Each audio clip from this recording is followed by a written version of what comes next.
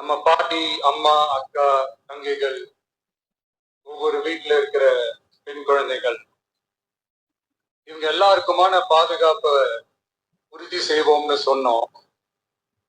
ஆனா அது எலெக்ஷனுக்காக மட்டுமே கிடையாது. மனசுல இருந்து நிஜமா, உண்மையா, உணர்வு பூர்வமா சொன்னதுதான். பெண்களுக்கு எதிரான இந்த கொடுமைகள்ல நமக்கு எப்பவுமே 0 டாலரன்ஸ் தான். அதுல ரொம்ப உறுதியா இருக்கிறோம். ஸோ சொன்னது எல்லாமே செய்யணும். கொஞ்சம் கொஞ்சமா, படிப்படியா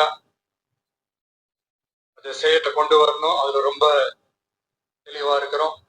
அதனாலதான் ஆட்சிக்கு வந்த உடனே இந்த குறைஞ்ச நாட்களுக்குள்ளேயே இதை நடைமுறைக்கு கொண்டு வந்திருக்கு.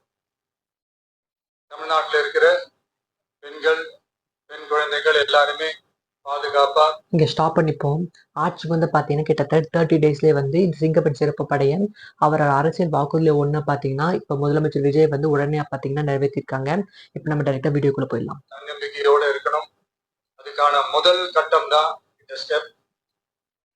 இது மனசுக்கு ஒரு மன நிறைவை கொடுத்தாலும் அதே நேரத்துல பெண்களை பத்தின சில செய்திகள்லாம் கேட்கும்போது மனசு பதறுது, கண்ணு கலங்குது. அது கண்ட்ரோல் பண்ணவே முடியல.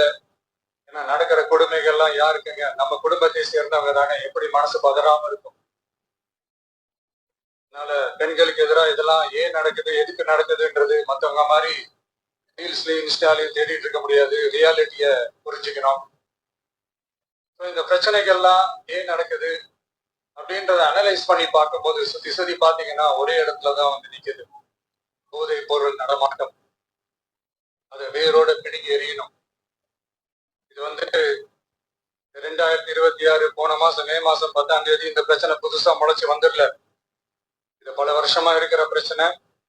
பல வருஷமா இதை கண்டுக்காம விட்டதுதான் அந்த வேர் இவ்வளவு ஆழமா பரவி இருக்குது. இத பல வருஷமா கண்டுக்காம விட்டது யாருன்றது நான் சொல்லிதான் உங்களுக்கு தெரியணும்னு அவசியம் இல்லை. அது உங்களுக்கே நல்லா தெரியும். இப்ப அதை பத்தி பேசியும் பிரயோஜனம் இல்லை. முதல்ல இந்த போதை பொருள் நடமாட்டத்தை வேரோட பிடுங்கி எறியணும்.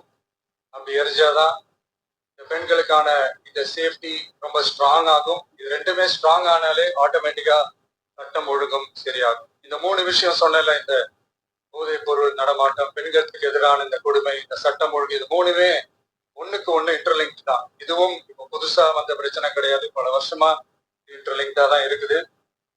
இதெல்லாம் ஏன் எதுக்குன்றது இப்ப முக்கியம் இல்லை. இது எப்படி சரி செய்ய போறோம்ன்றதுதான் முக்கியம். வீடியோ பிடிச்சிருந்தா மறக்காம சப்ஸ்கிரைப் அண்ட் லைக் பண்ணிக்கோங்க. பை.